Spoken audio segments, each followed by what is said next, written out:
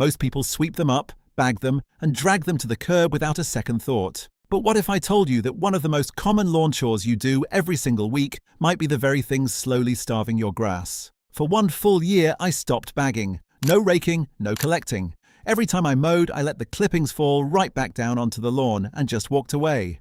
12 months, 50-something mows.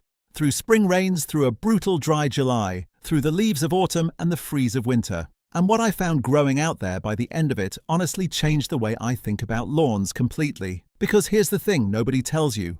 Your lawn isn't really a plant. It's a system.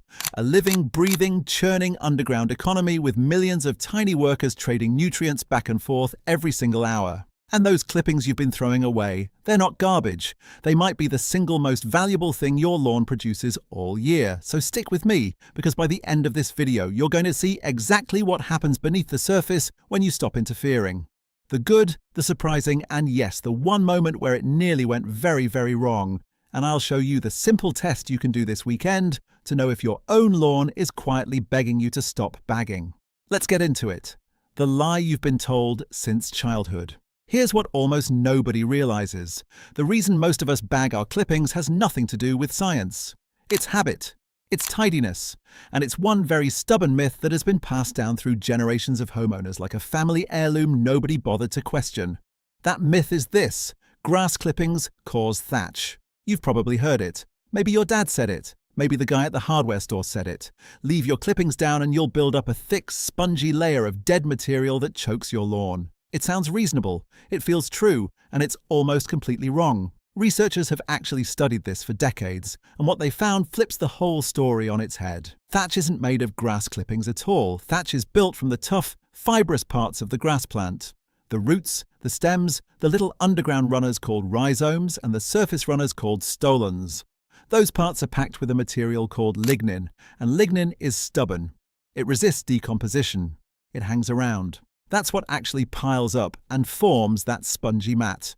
Grass clippings are a completely different animal. A fresh grass clipping is somewhere around 80% water. The rest is soft, green, tender tissue that breaks down almost shockingly fast. We're talking days to a couple of weeks in healthy soil, not months. So the idea that those clippings are sitting there building a smothering blanket, it doesn't hold up. They're gone before they ever get the chance. And this is where things start to get interesting, because if the clippings aren't building thatch, then where exactly are they going? What happens to all that material I dump back onto my lawn 50 times in a year? The answer is happening right under your feet and you can't even see it. The invisible city beneath your grass. Let me paint you a picture of what's really down there, because once you understand this, you'll never look at your yard the same way. In a single teaspoon of healthy lawn soil, there can be more living organisms than there are people on the entire planet. Billions of bacteria, miles of fungal threads if you stretch them out, microscopic predators hunting each other, earthworms tunneling through, dragging organic matter down into the dark. This is what scientists call the soil food web, and it is the real engine of any healthy lawn. Now, all of those organisms need to eat. And what do they eat? Organic matter, dead plant material, carbon and nitrogen, which is exactly what a grass clipping is made of. So when I dropped those clippings back onto the lawn, I wasn't making a mess. I was feeding the city. The bacteria swarmed the soft green tissue first, breaking it apart. The fungi moved in to handle the tougher bits. The earthworms came up at night, pulled fragments down into their burrows, and turned them into some of the richest castings you'll ever find. And as all of these creatures digested the clippings, they released the nutrients locked inside back into the soil in a form the grass roots could actually drink up. Here's the part that genuinely surprised me. Grass clippings are roughly 4% nitrogen by dry weight, along with phosphorus and potassium, and a whole spread of micronutrients. Nitrogen is the exact thing you're paying for in those expensive bags of fertilizer. It's the #1 nutrient that makes grass grow green and thick, and the research backs up just how much this matters. Studies have shown that returning your clippings to the lawn over a season can supply somewhere between 1/4 and 1/3 of all the nitrogen your grass needs for the entire year. For free. Every time I bagged clippings in the past, I was literally carrying fertilizer to the curb and then driving to the store to buy more. But that's only part of the story, because nitrogen was just the beginning of what I started seeing. Month 3. The first visible change. For the first few weeks, honestly, nothing looked different. The clippings would fall, dry into thin little wisps, and seemingly vanish within a few days. If a neighbor walked by, they'd never have known I was running an experiment at all. But somewhere around month 3, I noticed something. The color. The lawn was getting darker, not patchy, not uneven, a deeper, richer green that crept across the whole yard. And it wasn't just color. When I knelt down and pushed my fingers into the soil, it gave way more easily than I remembered. It used to be hard, almost crusty on top. Now it had a little spring to it, a little give. That softness is a sign of something important. As the clippings decomposed, they were adding organic matter to the soil, and organic matter acts like a sponge. It holds onto water instead of letting it run off and evaporate. Which leads to one of the most useful things I discovered during that dry July I mentioned earlier. While other lawns on my street were turning crispy and brown during the heat, mine held on. It still browned a little. Every lawn does in real drought, but it bounced back faster and held its color longer between rains. That layer of decomposing clippings was acting like a thin mulch on the soil surface, shading the ground, slowing evaporation, keeping the root zone cooler and damper than the bare, bagged lawns nearby. Think about that for a second. The same clippings everyone told me to remove were quietly making my lawn more drought-resistant, cooling the soil, saving water, and I didn't lift a finger to make it happen. But this is where I have to be honest with you, because it wasn't all perfect.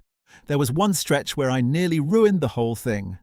The mistake that almost sank the experiment. It happened in late spring, during one of those weeks where it rained for days and the grass shot up like crazy. I got impatient. I went out and mowed when the grass was still wet and far too long, taking off a huge amount in a single pass. And what came out of that mower wasn't a fine spray of clippings. It was thick, wet clumps, heavy mats of grass that landed on the lawn and just sat there in clammy piles. Within a few days, I could see the problem. Under those clumps, the grass had gone pale and yellow. A couple of spots looked like they were rotting. And this is the real reason clippings sometimes get a bad reputation. And it's worth understanding because it's the one way this can actually go wrong. When clippings land in thick, wet clumps, they block sunlight and trap moisture against the grass underneath. That creates a warm, damp, airless little pocket. And that is exactly the environment certain lawn fungi love. The grass beneath gets smothered and can start to die off. It's not the clippings themselves that are the enemy, it's the clumping. So I learned my lesson the hard way, and I want to save you from making it. The fix turned out to be embarrassingly simple, and I'll get to all of that in the solutions in just a minute. But first, let me tell you what the lawn looked like once a full year had gone by, because the final result was the part I'll never forget. The 12-month reveal. By the time I'd come full circle, back to the same season I started in, the difference was impossible to ignore. The lawn was thicker, noticeably touch it with your hands thicker. Where there used to be thin spots you could see soil through, the grass had filled in and knitted together into a dense carpet. And density matters more than you might think, because a thick lawn is your single best defense against weeds. Weeds need light, hitting bare soil to germinate.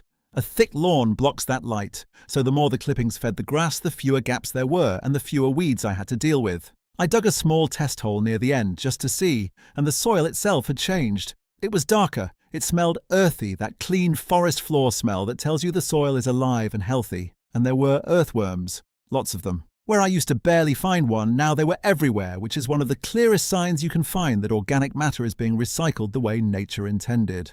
I also did the math on what I'd saved. A full year of not bagging meant I never once filled a yard waste bag with clippings. No hauling, no curb, no waste pickup. And because the clippings were feeding the lawn, I cut my fertilizer use down significantly. Less money out of my pocket, less work, and a better lawn. That's the part that still feels almost too good to be true. Now, you don't have to run a year-long experiment to find out if your own lawn would benefit from this. There's a simple test you can do this weekend. The test you can do this weekend. Grab a sturdy knife or a flat screwdriver and head out to your lawn. Push it down into the soil and cut out a small wedge, like a little slice of cake, about 3 inches deep. Pull it up and look at it from the side. What you're looking for is that brown, spongy layer between the green grass on top and the dark soil below. That's your thatch. If it's less than about ½ an inch thick, you're in great shape, and leaving your clippings will only help. If it's pushing an inch or more, you've got a thatch issue that needs addressing first. But remember that thatch came from roots and stems, not from clippings, so removing your clippings was never going to fix it anyway. While you've got that wedge out, look closer. Do you see worms? Do you see fine white threads, which are fungal networks? Does the soil crumble nicely, or is it hard and grey?